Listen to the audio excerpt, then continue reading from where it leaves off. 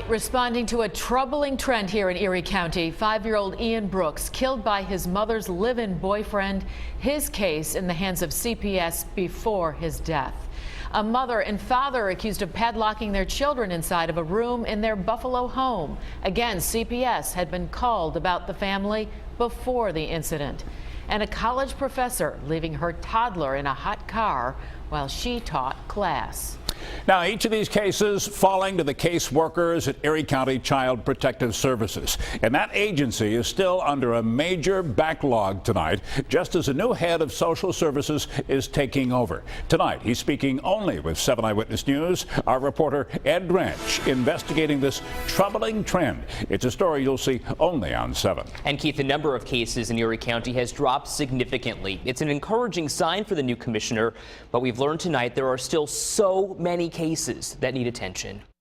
We're always going to have cases that are open. Despite a significant drop in cases from last year, nearly 3,000 cases are still open in Erie County, creating a lot of unfinished work for Child Protective Services. With so many cases open, do you believe that these children are safe?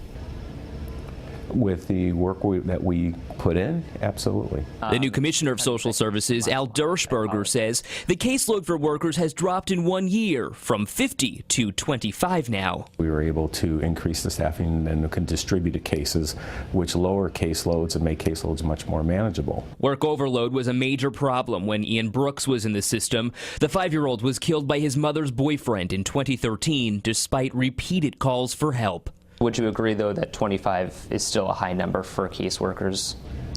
25 is a little bit high. We're constantly working to get that to a more manageable caseload. 12 to 15? Well, state recommendations, and again, their recommendations are 15, so we'd like our caseloads to be as low as possible. And many still question the decisions some of those CPS investigators are making, since some children are left in their parents' care despite allegations of endangerment, like the kids padlocked in a South Buffalo bedroom recently, and the Buffalo girl who was left in a hot car while her mother taught a class at NCCC. Dershberger wouldn't say why. Again, I can't comment on individual cases. What I can comment is we follow the expectations of the regulations, and we do what's in the best interest of the community as well as the families. Safety is the utmost when it comes to providing care for the community. The commissioner would not project how the number of open cases would change in the next year or even 5, but he says caseworkers will continue to work to close cases, and he says the Department of Social Services will routinely evaluate staffing needs. Ed Drench, 7 Eyewitness News.